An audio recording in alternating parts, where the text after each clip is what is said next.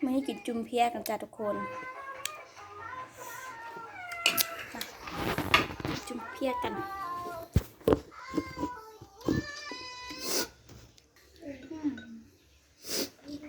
กินเลยชินัวจุ่มเจียวเพียตัว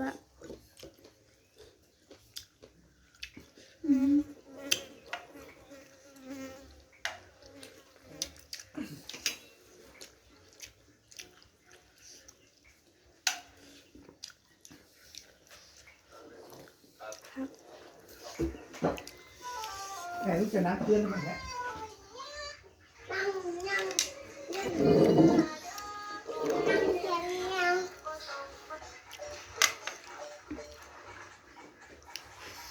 บรรยากาศได้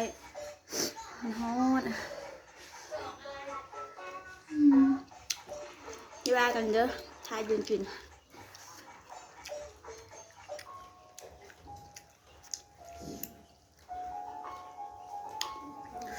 โอ้ย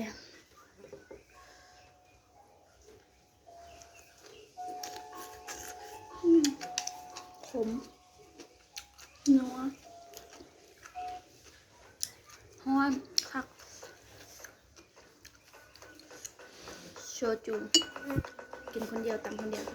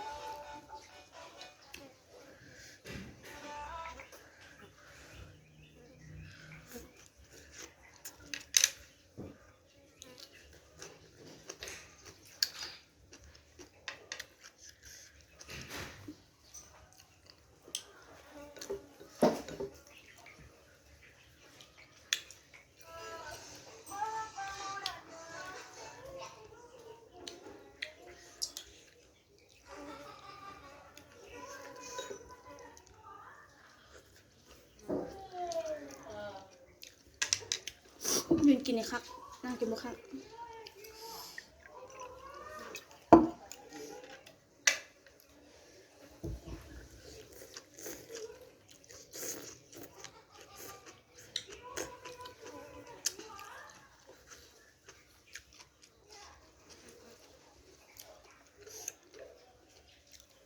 แมงวันนี่มากมาแบบเพี้ยแบบเหม็นมัน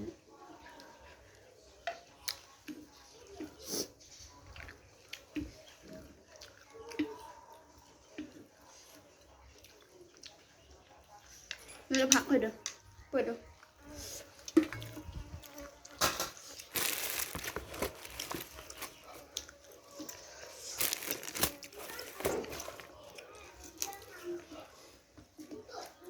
ซอยว่าซีน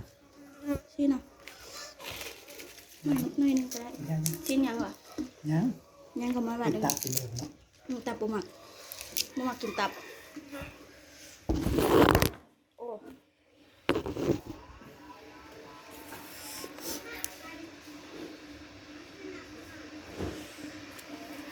เอาหน่อยเดียวนะ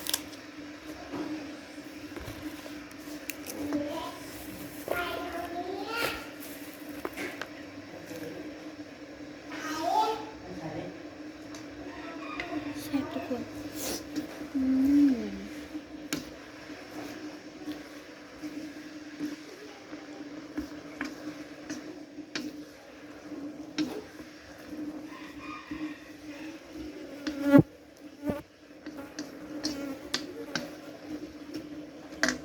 วันนี้มัน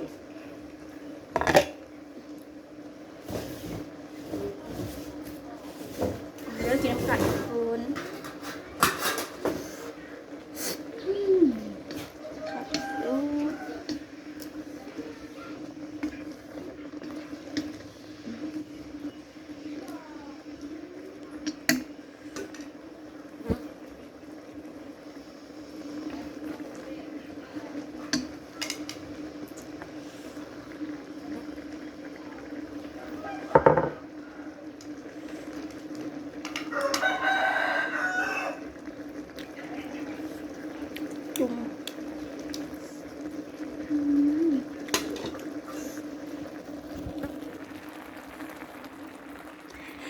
ชิ้นหมดซอยชิ้นมาใส่วะ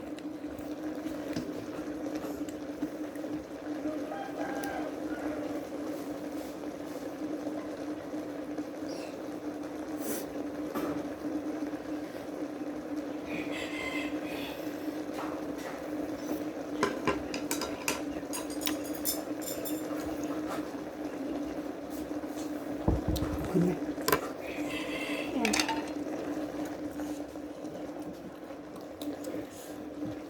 แล้วพอแล้ว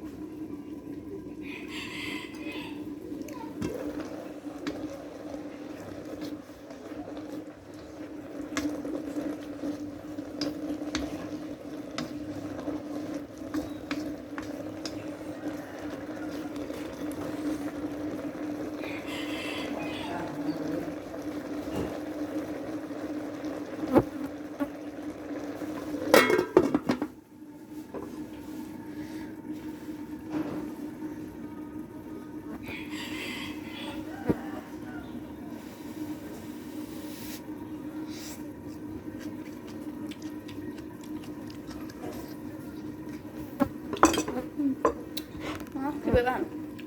ทำดี เก่งอ่ะ นายยิ้มหน่อยครับ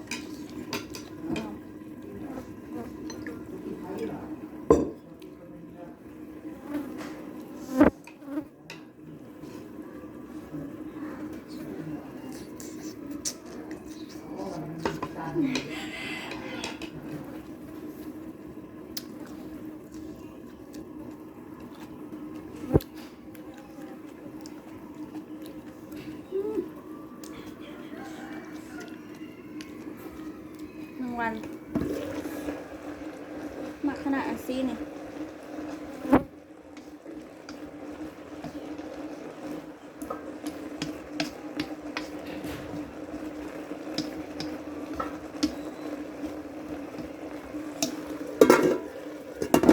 แล้วก็ปิดเลย จะเอาใส่น้ำเลยนะ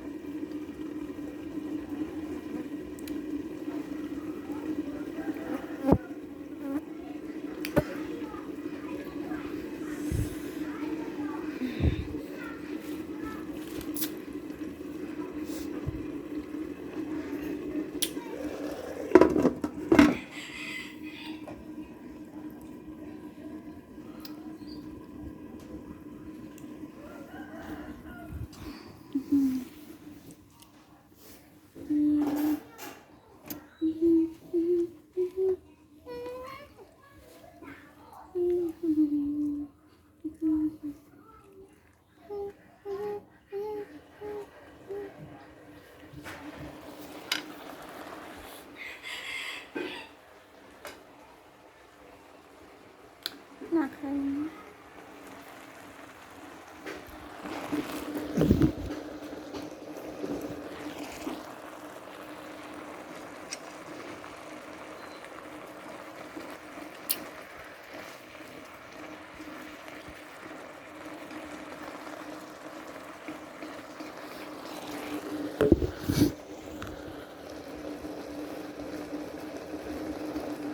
พอละแห้งแล้วปิดแล้วนะ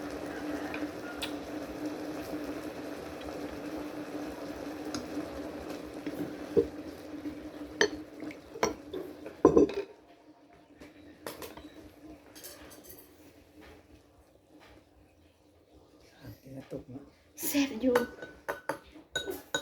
แซ่บอยู่กินได้อยู่ชู้กินบ่ได้แล้วไอ้ฝืนกินบ่ได้แล้ว ไปแล้ว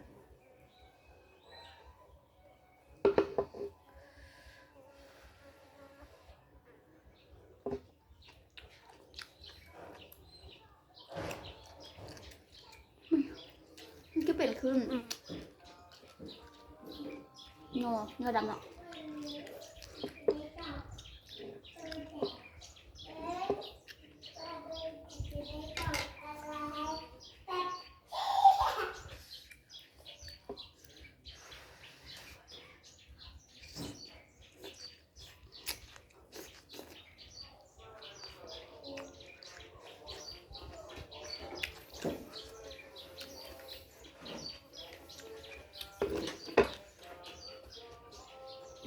ดูจากไม้ร้อยที่มาเล่นก้อนตัวเบิ้งประตูอยู่ในห้องมาดิ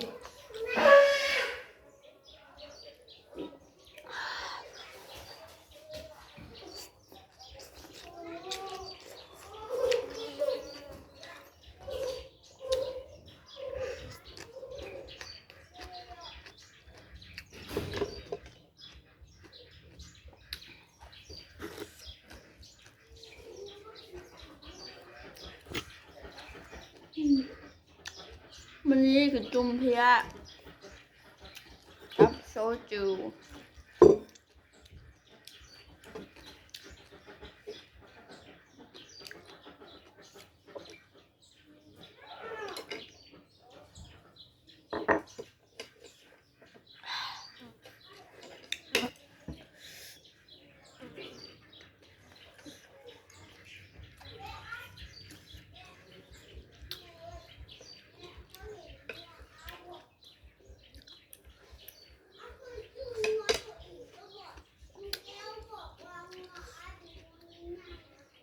สำหรับเมนไผ่ที่ว่ามักคลิปนี้